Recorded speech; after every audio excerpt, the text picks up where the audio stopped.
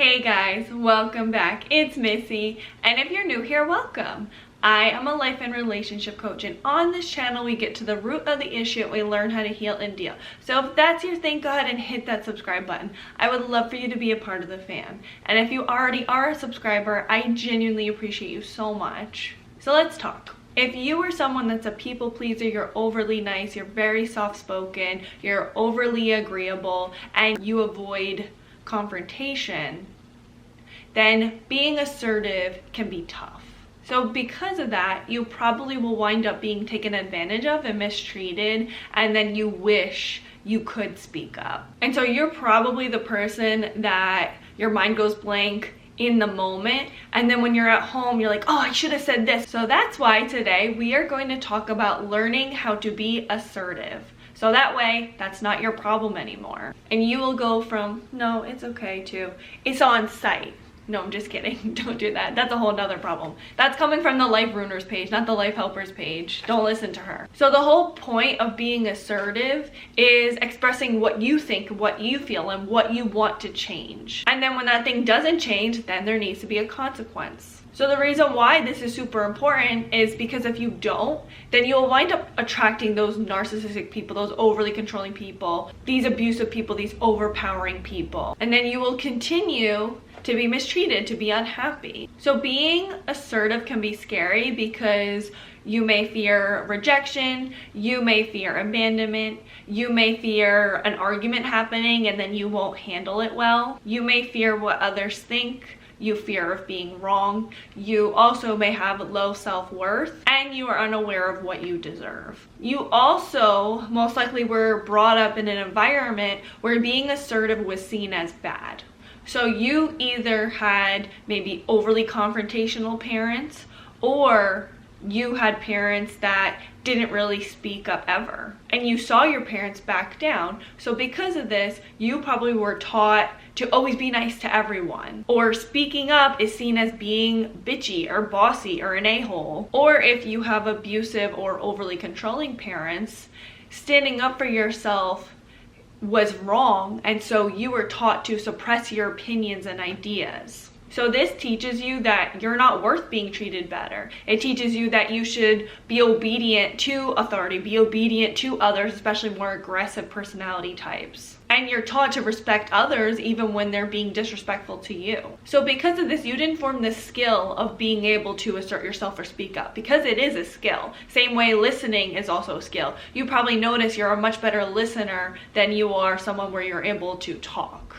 And so it may be very hard for you to express yourself. So this causes low self-worth, feelings like you don't matter, being codependent, people-pleasing, and trying to keep the peace. And so when you don't speak up, it will come out in other ways. And a lot of times you will internalize it. So you may blame yourself a lot. You may have a lot of negative self-talk. You may be passive-aggressive. You may become a very resentful person. You may be passive for long periods of time and then become aggressive. It may come out in rejection or anxiety or depression.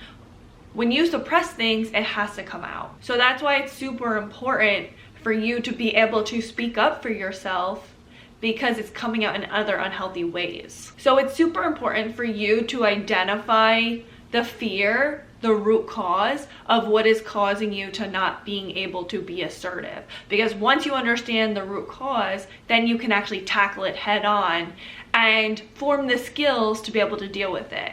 So identify, like, is it fear of rejection? Is it fear of abandonment? Are you afraid of not being able to speak up at the time? Are you afraid of being wrong? Really identify what that issue is. Another thing we have to talk about is aggressive, assertive, and passive. What's the difference between these three things? So assertive basically is when you're confident and you're able to take the emotions out of it. And you're also able to think about both sides, and you're able to come to some sort of compromise. Because the thing is, when you're assertive, it's not about being overly demanding. For instance, you also have to think about the other person and what they need. So if someone's late, for instance, and they're always continuously late, right now they're more of the aggressor and you're more of the passive person if you're not someone who speaks up. So you want that middle ground of understanding, like, yeah, maybe they're more of a late person. So let me ask something that's more reasonable, because you can't always expect someone to always be on time. That may be a struggle for them. Maybe they have kids, or maybe they have ADHD, or it's not just as high of a value as it is to you. You have to be aware of the person and what's reasonable for them as well, because if you expect them to be on time every single time, that's unrealistic. So there needs to be a middle ground where you can make it aware that you would like them to be on time more, or you could let them know, say, hey, listen, if you're going to be late, could you please message me and let me know what's up? Or if they are someone that is consistently always 15 minutes late, then you could set a time, an earlier time, and then you show up at the actual time. So let's say you say, hey, let's meet up at 8:45, but you know they're gonna be 15 minutes late, then you both will wind up showing at 9. So that way it gets rid of the frustration, and you won't have to sit there worrying like, oh, are they going to be on time today? So that's why with being assertive, you wanna be reasonable in your expectations, but you wanna do it confidently without emotions. Now, obviously, there's not always circumstances where things are to be compromised. For instance, your integrity and also the way you're treated, that is not something to be compromised, meaning, like, let's say someone keeps beating you up. That's not something there could be really a compromise.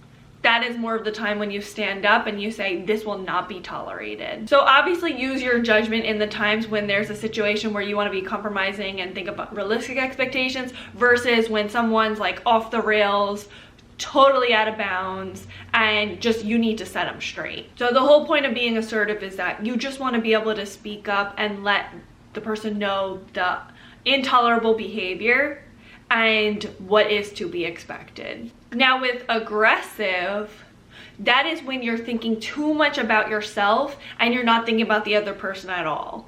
And this is when a lot of emotions will come out. This is when that anger will come out. This aggressiveness also comes out when you're passive for long periods of time. Like, it builds and builds and builds, and then you explode.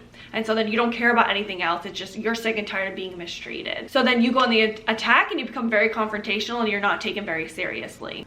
And then with passiveness, it's when you're thinking too much about the other people and not enough about yourself, and you allow things to happen and you don't really say anything. And that's probably the point where you are at right now. Okay, so let's talk how to be assertive. And something you have to understand, like I said before, it's a skill you have to learn. So it's not gonna happen immediately when you start it. It's something that you have to continuously practice. So the first thing is mindset. You need to decide and believe that you deserve to be treated better. You need to be fed up with the way that you're being treated, and you need to know that you deserve to be treated better and you are worthy of better treatment. So you need to understand what you deserve, and no matter what you have done, just understand, like, you don't deserve to be disrespected or mistreated. So even if you made a mistake, that doesn't mean that you get completely chewed out. So you are worthy of being treated like a human being no matter what you do. And you have to understand, assertive is thoughts and action. So you have to change the way you think, and you also have to act on it. So if you're ever confused, if like there is a problem or you are being mistreated, identify how you feel and then look at the facts. Because sometimes our feelings can be a little bit off. Like, for instance, if I have a feeling that I'm gonna get murdered, what are the facts that I think I'm gonna get murdered? Like, am I just sitting in my room and I'm just having anxiety? Or like, am I actually being threatened? Is there someone with a gun in front of me? So you have to think about the facts. So our feelings aren't always 100% trustworthy because they're a perception. So you need to think about the facts. A fact is that they are constantly late and they never apologize. They don't let you know what's going on. They don't give you a heads up. That's a fact. You feel mistreated by that. A fact is every time you make a mistake, they trip you. Facts are things that cannot be disproven.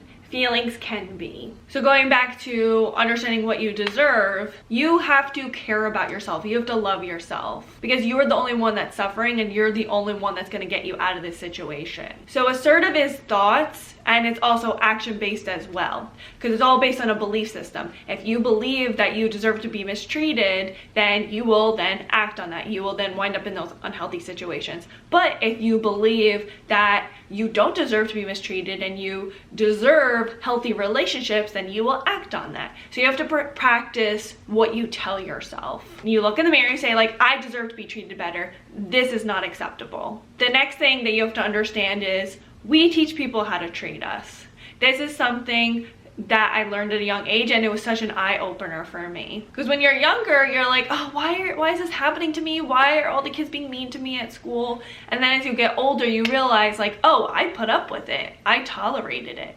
So you teach people how to treat you. So you want to take ownership in your own part. Otherwise, you will victimize yourself. And then when you victimize yourself, you can't really do much about it. So some things you have to understand is that you can't really control the other person, how they respond, their behavior. But you can control you and how you react to things and how you respond. And if you don't tolerate something, then someone cannot continue to do it because you're putting a stop to that. And the thing you have to understand about these more aggressive people is that they can smell the fear and the unconfidence on you. These people that seek out people they can take advantage of, they seek the people that show their vulnerabilities, that show their weaknesses, that show low self-confidence and low self-worth, that lack the self-love for themselves, and they have little sense of self. And this is because these people are really insecure, so it's really easy for them to sense other people's insecurities, because only an insecure person would pick on someone else. So when you understand this, you understand, you teach people how to treat you, you understand about these aggressive people, you're already ahead of the game. The next thing is, if you are someone where you get very nervous, or you are someone where your brain goes blank in those moments when there is a situation, channel your inner don't give a fuck person. Think about that, what that person looks like. It can be easier when you disassociate and you imagine you're a different person. So that's why you want to channel the inner person that isn't overly caring what that other person is thinking, or doesn't just overly give in to their fears. You want to be that person that's sick and tired of everyone's ish. So think about some traits that you wish you had, like that confidence, that ability to speak up. Who's a person that you really admire that's unapologetically themselves? My person's Rihanna. I get my inner Rihanna to come out. And like I said before, when you change your beliefs, you change your actions. So if you believe you are this person, you will start to become this person. So you want to practice doing those things. And another thing that could be helpful is take your time when you're about to speak. So I'm really bad at this. I grew up on the East Coast. We're very fast-paced.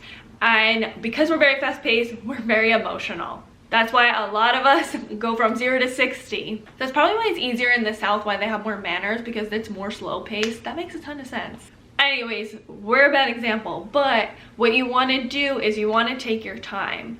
The smartest people and the people that are more rational take their time when they're speaking, because it helps you so that way you don't come from a very emotional place. It helps you to think about what you want to say, so you come from that logical, rational part rather than off of those emotions that come up very quickly. So like it will help you so you don't act off of that anxiety, that fear, that frustration, or that anger. So take a deep breath and take your time laying out the points that you want to convey. The next thing is to identify and think about boundaries you want to set, or you can also, if this is a problem that's been going on for a long time, you can think out exactly what you want to say. So you need to sit with yourself and you need to identify what are some things that you're unhappy with in your life, what are some things people are doing that are upsetting you, and what do you want to tell them? What are things that you don't want to tolerate in the future? And what do you want to convey to help so that it doesn't happen in the future? So because like I said, the whole point is that you want to tell the intolerable behavior and then you want to tell them what to change. Because if you don't and you just say like, oh, this pisses me off when you do X, Y, and Z, then they're like, okay, I know this pisses you off, but what do I do about it? Or they'll continue to do it because they don't really know what to change. So think about exactly the points that are important to you. Maybe there's certain topics that you don't like being talked about. Maybe there's a certain way that people are treating you that you do not like. Maybe certain people, they're pushing you around and you don't like that. What is it that you want to point out? What are certain things people are saying? What are certain things people are doing that you want to stop? The next thing is be firm in what you expect and don't be afraid to say no. So the whole thing with being assertive is not backing down. So you need to make sure that you really stand firm and you're like, no, this is exactly what needs to change. Or otherwise, that person that is like overly aggressive, they'll push you, and they'll push you to the point where you get to that passive place. You don't want to let them get to that place. Like I said, you don't want them to smell that fear on you, or you don't want them to see that you're willing to back down on your boundaries. And you want to make sure that you use I statements, because you don't want to put them in a place where they feel attacked. You want to say, I feel this way, or I want this. And do not be afraid to say no. Everyone is allowed to say no. Before you okay something with yourself, check in with yourself and say, okay, how will this affect me? If it affects you negatively, say no. If they're trying to push work on you, say no. If they're trying to push you to do this certain thing that you don't want to do, say no and be okay with saying no. That's a whole part of setting those boundaries. And give yourself that permission to say, it's okay for me to say no. And you have to be consistent. You have to be a person of your word, because if you're not, that teaches people to disrespect you. They know, like, oh, they're just someone who says it, but they don't act on it. You need to be someone that says something and someone that acts on it. Another thing is also be mindful of the time you choose to speak. So if you're in a very emotional place, maybe don't have that conversation. I know it can be hard because in that moment you want to bring it up, but maybe it's something you have to go back to.